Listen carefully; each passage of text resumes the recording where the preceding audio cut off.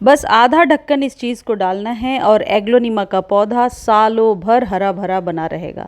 यदि आपके भी एग्लोनिमा का पौधा ख़राब होने लगा है अभी बरसातों में, या फिर एग्लोनिमा ग्रो नहीं कर रहा है, पत्ते कटे फटे से रह रहे हैं, या फिर न्यू पौधा आपने लगाया है और वो बढ़ नहीं रहा है, तो इस खाद का इस्तेमाल कीजिए जो आगे वीडियो में मैं आपको बता रही हूँ। एग्लोनिमा एक परमानेंट पौधा है और एक बार जब हम इसे घर लेकर आते हैं तो हमारी कोशिश होती है कि एक से अनेक इस पौधे को हम बना सकें। आज के वीडियो में मैं आपको ये भी बताने वाली हूँ कि किस तरीके से एक पौधे से 2 या 3 पौधे आप तैयार कर सकते हैं। एग्लोनिमा एक परमानेंट पौधा है और इसको लगाने का समय साल में 2 या 3 बार बहुत ही फेवरेबल होता है।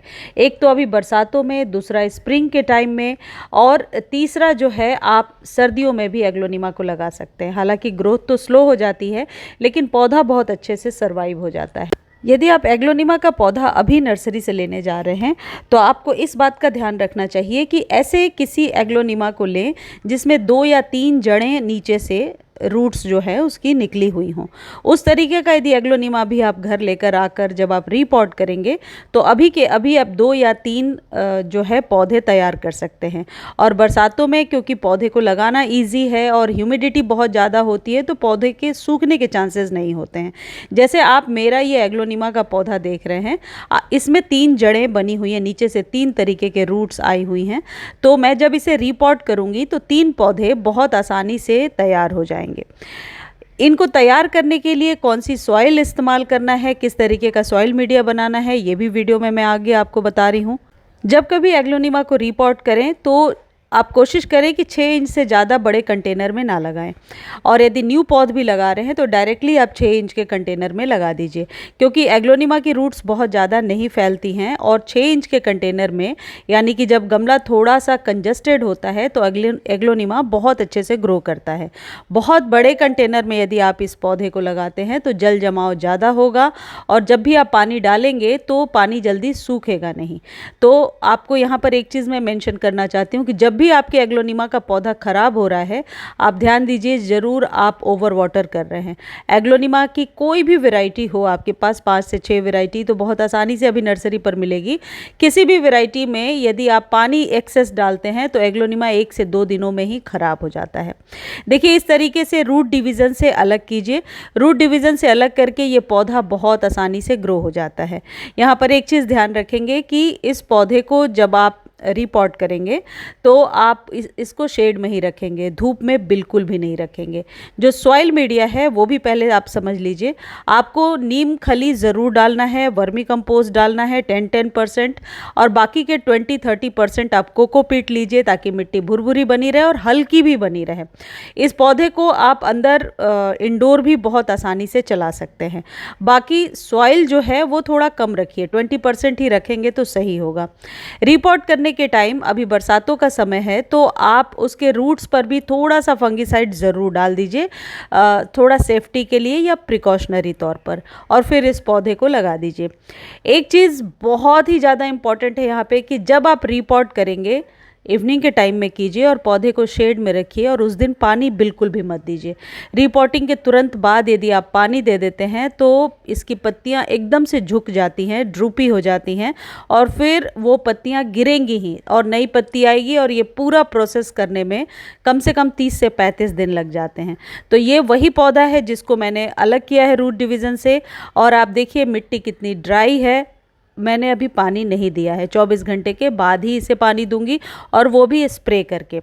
पानी का विशेष ध्यान रखना होता है। एग्लोनिमा को हमेशा 3 से 4 दिनों पर पानी दीजिए, धूप से बचा कर रखिए। चलिए अब खाद की बात करते हैं। मेरे हाथ में जो चीज़ आप देख रहे हैं ये है सीवीड का liquid fertiliser. Seaweed liquid form में बहुत आसानी से आपको नर्सरी पर मिलेगा, ऑनलाइन मिलेगा। यदि आप ऑनलाइन खरीदना चाहते हैं तो आप लिंक मेरे से मांग सकते हैं, लेकिन प्लीज़ आपको लिखना होगा कि सीवीड फर्टिलाइज़र का लिंक दे दीजिए। बस 1 ढक्कन आपको 1 गिलास पानी में डाल करके 6 इंच के कंटेनर में डाल देना है। 3 महीने पे एक बार इस प्रक्रिया को करना है। एग्लोनिमा पर बार बार खाद देने की ज़रूरत नहीं होती है। सीवीड बनाने की जो प्रक्रिया है बहुत ही ज़्यादा जैविक है और इसमें कोई ऐसा केमिकल नहीं डला होता जो आपके पौधे को ख़राब करे। ये जो दूसरी चीज़ आप देख रहे हैं ये है चाय पत्ती। ये मिट्टी को एसिडिक बनाएगा और मैं हमेशा ही एग्लोनिमा पर इस्तेमाल करती हूँ। हमेशा एक आप कह सकते हैं अच्छा रिजल्ट देता है। पत्तियाँ बहुत ही चमकदार निकल कर के आती हैं। ये यूज टी लीफ है। चाय बनाने के बाद जो चाय पत्ती बचती है उसको धोकर सुखा लिया है और उसी को महीने में एक बार 1-1 चम्मच मैं दे देती हूँ।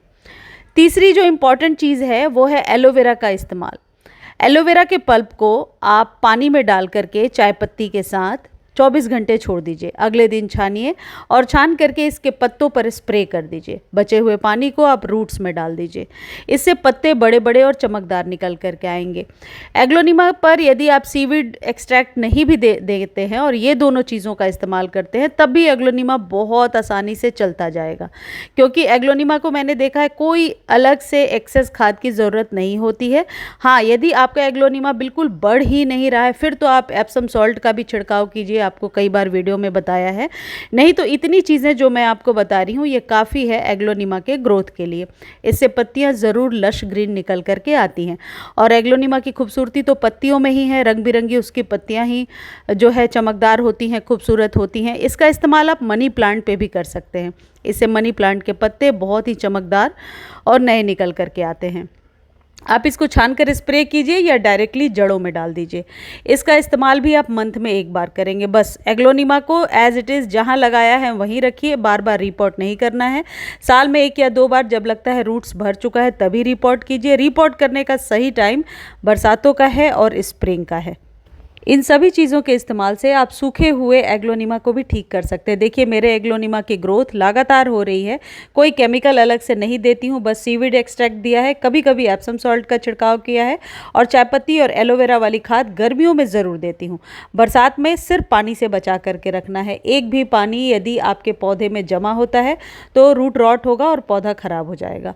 मुझे उम्मीद है मेरे द्वारा दी गई जानकारी आपको बहुत अच्छी लगी होगी। जानकारी अच्छी लगती है तो चैनल को लाइक शेयर सब्सक्राइब कीजिए और फेसबुक पर देख रहे हैं तो फॉलो ज़रूर कीजिए।